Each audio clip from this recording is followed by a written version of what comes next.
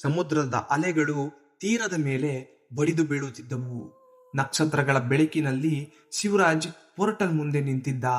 ಅದರ blue energy ವೇವ್ಸ್ನ ಅವನ ಮುಖಕ್ಕೆ ಹೊಳೆಯುತ್ತಿತ್ತು.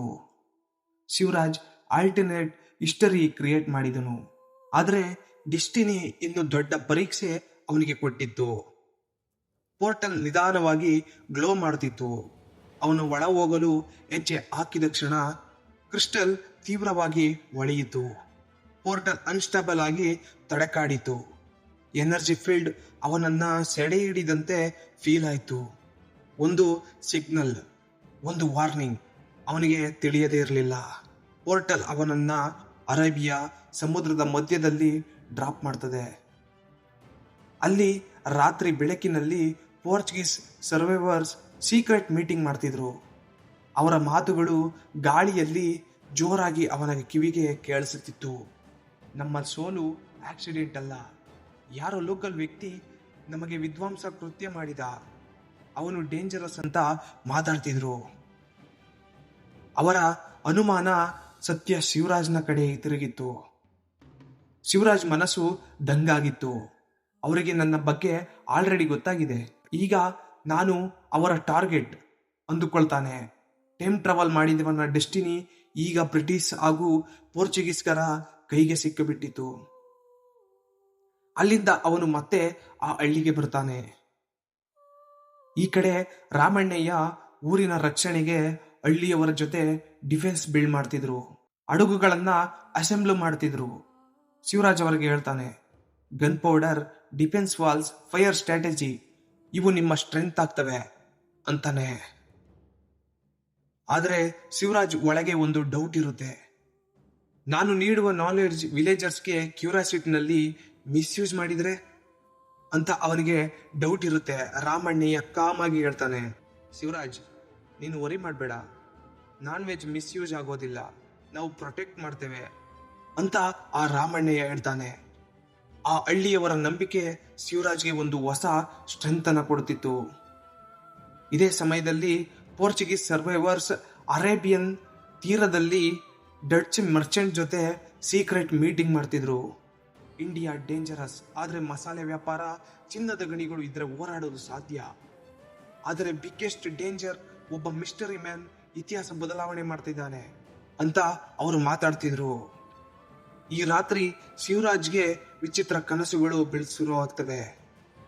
ಬೆಂಗಳೂರಿನಲ್ಲಿ 2020 ಸೀನ್, ಮೆಟ್ರೋಸ್, ಮೊಬೈಲ್ಸ್, ಸ್ಕ್ರೀನ್ಸ್ ಅವುಗಳು ಬರುತ್ತಿದ್ದವು.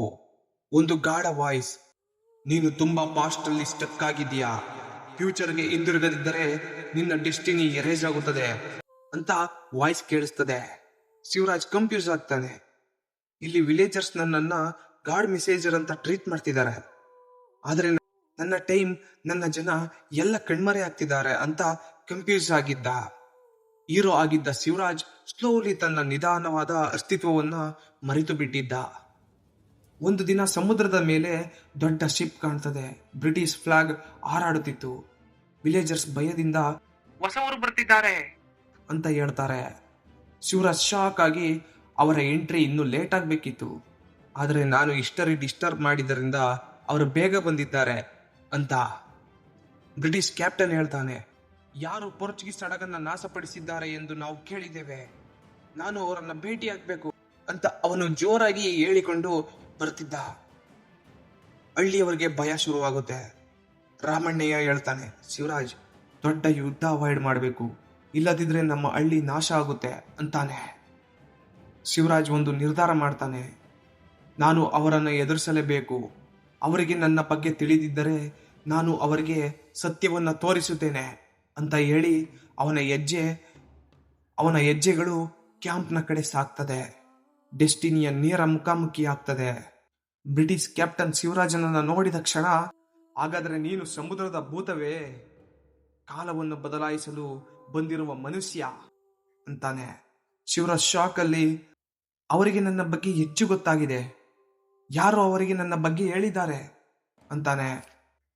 ಆಗ ಅವನ ಮುಂದೆ ಪೋರ್ಚುಗೀಸ್ ಸರ್ವೈವರ್ಸ್ ಮುಂದೆ ಬರ್ತಾರೆ. ಇವನೇ ಕ್ರಿಸ್ಟಲ್ ಕೀ ಹಿಡಿದವನು, ಟೈಮ್ನ ಪವರ್ ಹೊಂದಿದ್ದಾನೆ ಅಂತಾರೆ. ಕ್ಯಾಪ್ಟನ್ ಕಣ್ಣು ದುರಾಸೆಯಿಂದ ಹೊಳೆಯಿತು. ನಾವು ಅವನನ್ನ ಸೆರೆ ಹಿಡಿಯಲೇಬೇಕು. ಆ ಕೀಯು ಕ್ರೌನ್ಗೆ ಸೇರಿದ್ದು ಅಂತಾನೆ. ಶಿವರಾಜ್ ಓಡ್ತಾನೆ. ಬ್ರಿಟಿಷ್ ಸೋಲ್ಜರ್ ಅವನನ್ನ ಹಿಡಿಯಲು ಹಿಂದೆ ಹೋಗ್ತಾರೆ.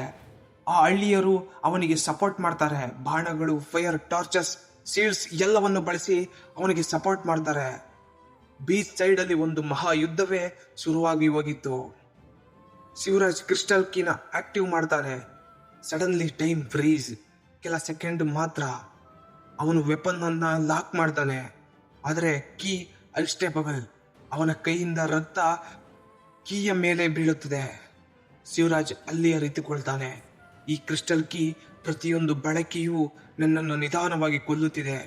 ಆದರೆ ಅದು ಇಲ್ಲದೆ ನಾನು ಬದುಕಲು ಸಾಧ್ಯವಿಲ್ಲ ಅಂತ ಅವನು ಮನಸ್ಸಿನಲ್ಲಿ ಅರಿತುಕೊಳ್ತಾನೆ.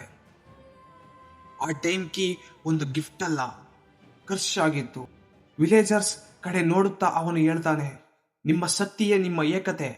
ನಾನು ಯಾವಾಗಲೂ ನಿಮ್ಮ ಜೊತೆ ಇರಲ್ಲ. ನಿಮ್ಮ ಧೈರ್ಯ ನಿಮ್ಮ ಫ್ಯೂಚರ್ ಅನ್ನ ರಕ್ಷಣೆ ಮಾಡ್ತದೆ ಅಂತ ಹೇಳ್ತಾನೆ. ರಾಮಣ್ಣಯ್ಯ ಕಣ್ಣಲ್ಲಿ ನೀರು. ನೀನು ಹೋಗ್ಬೇಕು ಅಂತ ನನಗೆ ಗೊತ್ತಿದೆ, ಆದರೆ ನೆನಪಿಟ್ಟಿಕೋ, ನೀನು ನಮ್ಮ ಹೀರೋ ಅಂತ ಅವನು ಅಳುತ್ತಾ ಹೇಳ್ತಾನೆ. ಕ್ರಿಸ್ಟಲ್ ಕೀ ಆಕ್ಟಿವ್ ಆಗಿ ಪೋರ್ಟಲ್ ನಿಧಾನವಾಗಿ ಓಪನ್ ಆಗುತ್ತೆ. ಶಿವರಾಜನನ್ನ ಆ ಪೋರ್ಟಲ್ ತನ್ನ ಕಡೆ ಸೆಳೆದುಕೊಳ್ಳುತ್ತೆ. ಬ್ರಿಟಿಷ್ ಕ್ಯಾಪ್ಟನ್ ಲಾಸ್ಟ್ ಸೆಕೆಂಡ್ ಅಲ್ಲಿ ಕೀಯನ್ನು ಹಿಡಿಯಲು ಟ್ರೈನ್ ಮಾಡ್ತಾನೆ. ಇಬ್ಬರು ಪೋರ್ಟಲ್ ಒಳಗೆ ಹೋಗಿ ಕಣ್ಮರೆಯಾಗ್ತಾರೆ. ಹೀರೋ ಮತ್ತು ಶತ್ರು ಇಬ್ಬರು ಕಾಲದ ಹೊಳೆಯಲ್ಲಿ ಕಣ್ಮರೆಯಾಗಿದ್ದಾರೆ. ಗ್ರಾಮಸ್ಥರು ದಿಗ್ಭ್ರಮೆಗೊಂಡರು. ನಮಗೆ ಪ್ರೊಟೆಕ್ಟರ್ ಇಲ್ಲ, ಆದರೆ ಅವನ ಲೇಜೆನ್ಸಿ ನಮ್ಮ ಹೃದಯದಲ್ಲಿ ಇದೆ. ಅಷ್ಟರಲ್ಲಿ ಪೋರ್ಟಲ್ ಶಿವರಾಜ್ ಮತ್ತೆ ಬ್ರಿಟಿಷ್ ಕ್ಯಾಪ್ಟನ್ ಅನ್ನ ಡ್ರಾಪ್ ಮಾಡ್ತದೆ. ಅದೇ ಮುಘಲ್ ಎಂಪೈರ್ ಯುದ್ಧದ ಮೈದಾನಕ್ಕೆ. ಕಾಲ ಎಂದಿಗೂ ಕ್ಷಮಿಸುವುದಿಲ್ಲ. ಈಗ ಶಿವರಾಜನು ಎದುರಿಸಬೇಕು ಹಿಸ್ಟರಿಯ ಮತ್ತೊಂದು ಶಾಪ.